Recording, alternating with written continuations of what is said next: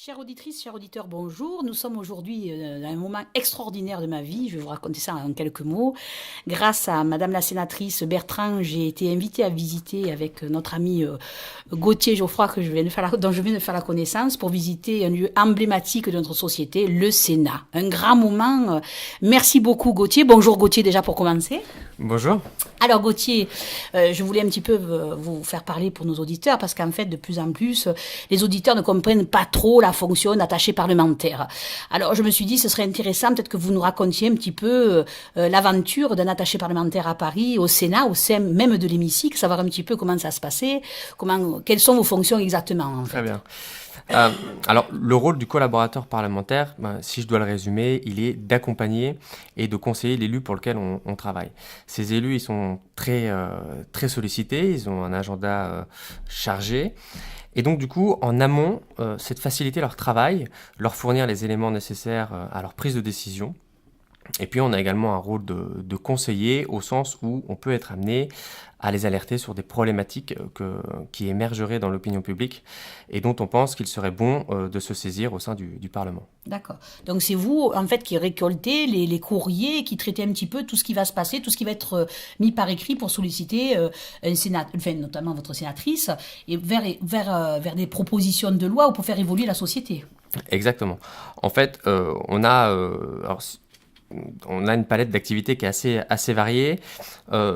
Le gros du travail, c'est une veille législative, au sens où on va se renseigner, anticiper les textes qui vont être mis au vote au sein du Sénat, de manière à se rapprocher des personnes, des collectivités, des secteurs d'activité qui risquent d'être impactés par ces textes-là. D'accord. On ne peut pas être spécialiste dans tout, et donc du coup, on se rapproche d'eux pour connaître l'impact qu'auront ces textes, de manière à pouvoir faire des propositions d'amendement, ou si un collègue a été plus rapide, co-signer cet amendement-là, D'accord. si, à notre sens, il va vers une société plus juste.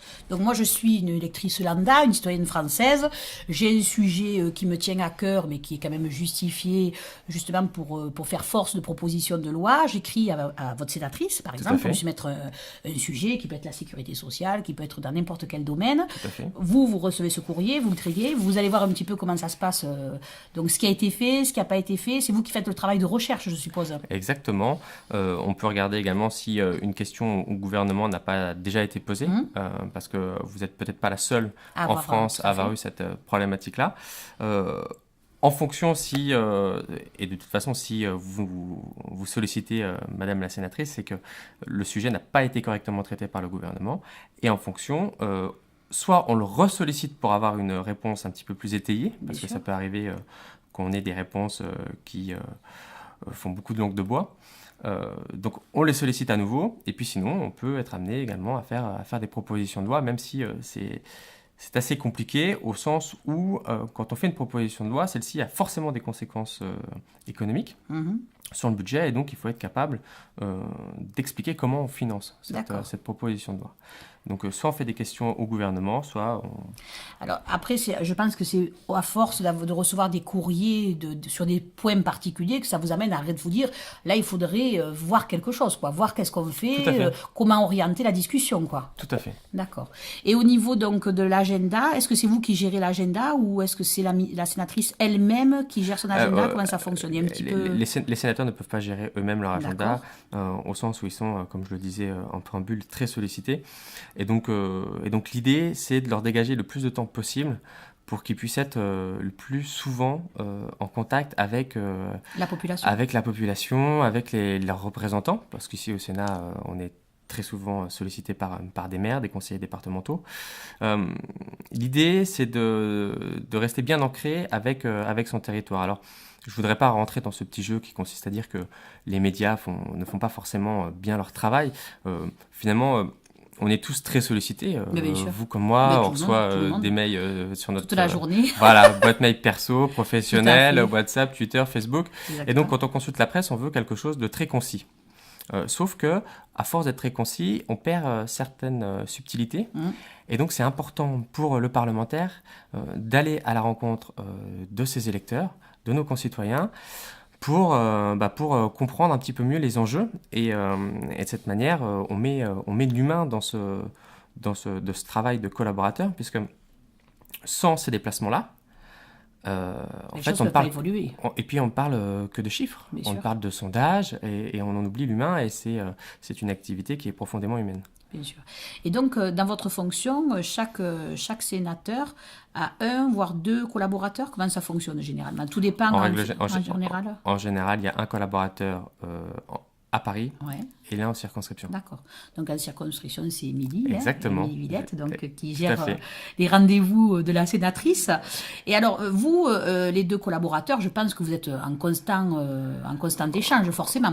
Effectivement, et c'est ce que je disais tout à l'heure, on est vraiment obligé sans cesse d'être en contact avec nos concitoyens qui nous sollicitent à la permanence, qui appellent Émilie également, parce qu'on a un rôle qui est extrêmement varié, au sens où on peut également être amené à faire du conseil juridique. Il y a certaines petites communes qui n'ont pas forcément un service juridique suffisamment armé pour répondre à certaines questions. Donc vous êtes là. Et donc ils nous appellent. Pour les petits villages, les petites communautés. Exactement, et on essaie le plus possible de leur trouver la solution à leurs problèmes. D'accord. Au niveau de Paris, la sénatrice reçoit, non, elle ne reçoit pas forcément des concitoyens, elle reçoit plus en région, peut-être les concitoyens, ou ça lui arrive également. C'est plus en région. À Paris, on est très souvent sollicité par des groupes d'influence. Alors je sais que ça a une connotation assez péjorative. Ils sont là, ils existent. Voilà. Et puis un groupe d'influence, une association est un groupe d'influence, un syndicat est un groupe d'influence. Un syndicat, tout à fait, un syndicat de patrons, un syndicat d'ouvriers, ça peut être même des associations culturelles. Exactement. Qui peuvent être force de proposition aussi. Qui peuvent être force de proposition, et puis surtout, ils nous éclairent sur des sujets qui peuvent être très techniques. Bien sûr.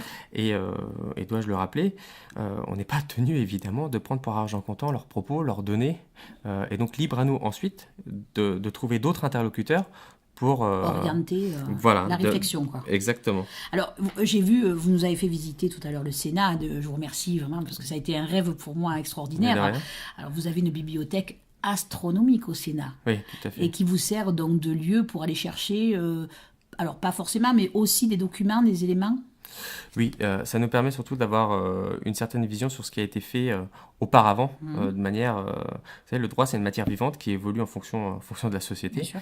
Et donc, ça nous permet de mieux comprendre les textes qui sont actuellement en vigueur, à la lumière, en fait, des enjeux qui étaient alors ceux du législateur à l'époque. Bien sûr. Surtout la jurisprudence évolue tout le temps. Exactement. Avec les procès, etc. Donc ça fait force de loi forcément après. Voilà.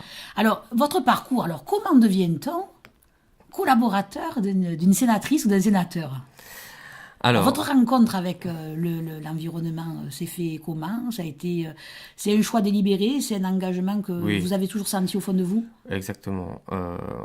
Alors, je suis issu d'un petit village de Meurthe-et-Moselle, Port-sur-Seille en l'occurrence, où mon papa est maire depuis 95 maintenant. Ah oui, d'accord. Donc, j'ai vraiment baigné dans cet environnement-là, et j'avais envie moi-même de m'y investir. J'ai suivi des études de droit.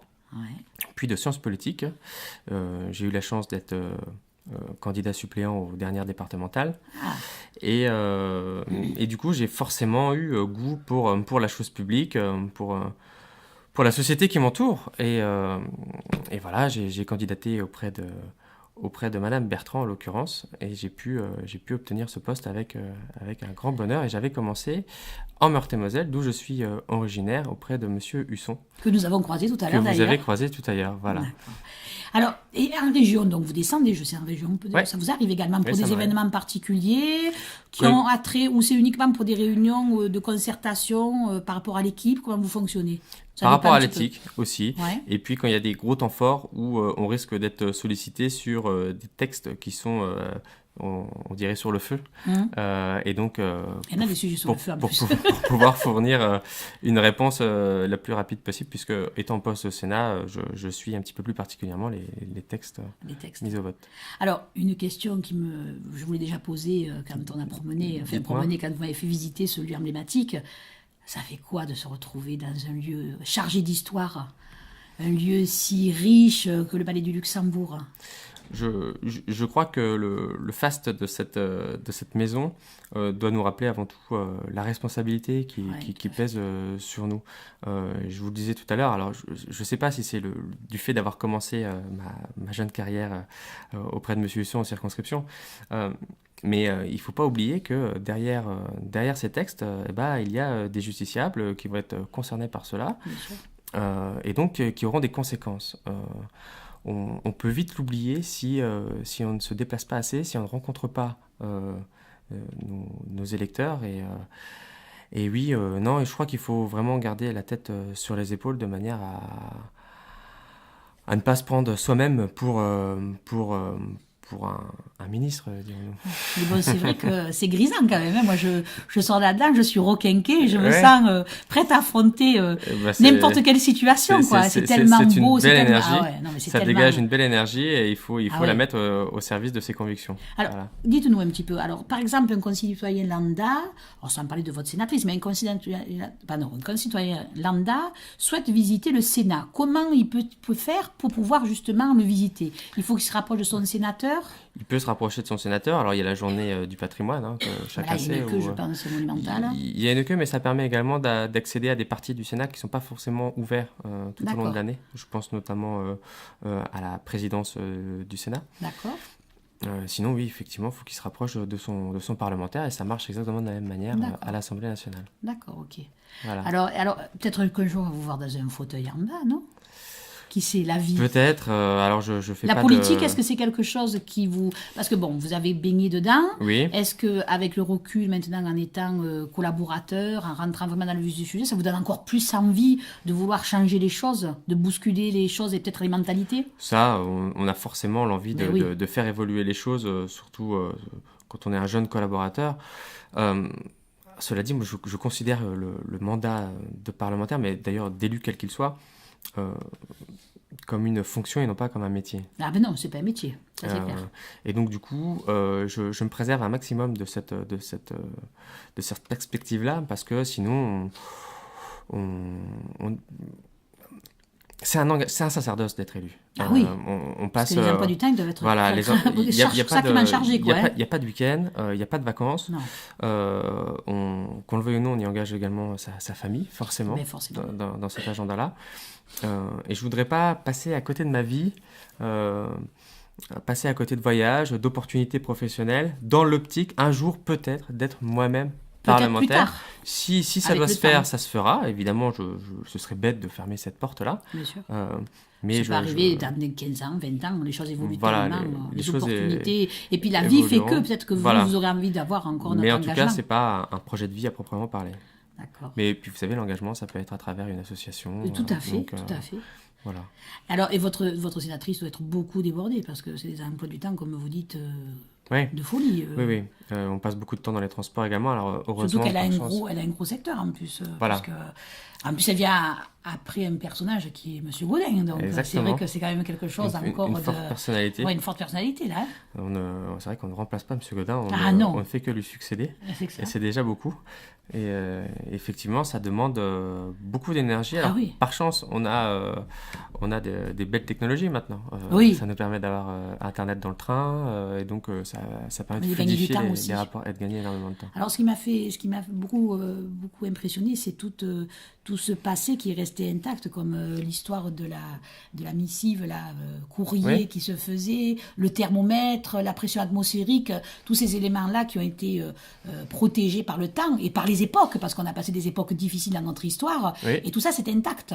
Et apparemment, ça n'a pas été si détruit ou si détérioré pendant au fil des années. Ces lieux imposent le respect. Et Et donc, voilà. même en temps Même en temps de guerre, en temps d'occupation. ouais. ils ont su imposer le respect du fait de leur histoire. Napoléon était dans ses Catherine- murs. Marie de de Médicis, Médicis, exactement. C'est vrai que ça dégage une émotion extraordinaire. Moi, j'invite mes auditeurs d'ailleurs un jour à faire cette visite-là, à contacter leur sénateur ou leur sénatrice pour vraiment faire cette visite parce que c'est un grand moment d'émotion. Écoutez, on vous remercie beaucoup. Mais merci à vous. Voilà, donc vous retrouverez, chers auditeurs, le lien sur Facebook et on vous souhaite plein de bonnes choses et de beaux projets de Merci. loi pour nos concitoyens. Merci à vous. Merci encore, au revoir. Au revoir.